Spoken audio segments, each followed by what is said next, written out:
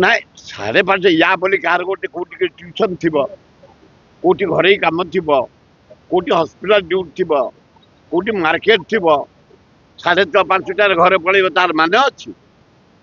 ଆରେ କଂଗ୍ରେସ ସମୟରେ ଏ ଭୁବନେଶ୍ୱର ସହର, ଜଟଣୀ, ଖୋର୍ଦ୍ଧା ଏ ଅଞ୍ଚଳରେ ଝିଅମାନେ ରାତି 10ଟାରେ, 11ଟାରେ, 12ଟାରେ, 9ଟାରେ, 7ଟାରେ ଯାଉଥିଲେ, କିଛି ତ ନଥିଲା। ଏଇନା କାହିଁକି 5:30ଟାରେ ଘରେ ପଶିଯିବେ?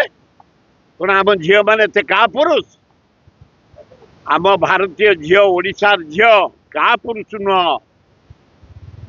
ତେଣୁ ଆମ ଝିଅ ଏତେ କା ପୁରୁଷ ନୁହଁ 5:30ଟାରେ ଘରେ ଯାଇ ନୁଚିବେ।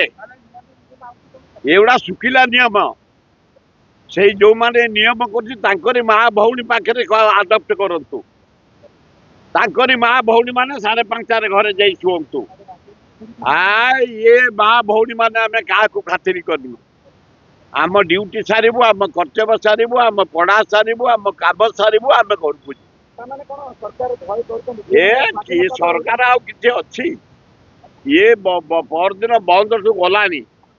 ये खाली पोस्टमार्टम, ये ऑलरेडी डेड। खाली पोस्टमार्टम हम पोड़ा हम, समय को अपेक्षा कर। निहाती मोदी आग बदलिया दरकार।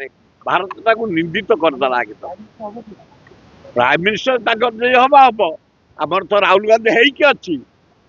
भोट है माने राहुल गांधी प्राइम मिनिस्टर, आ भोट है माने ओडिशा रे भक्तदास चीफ मिनिस्टर।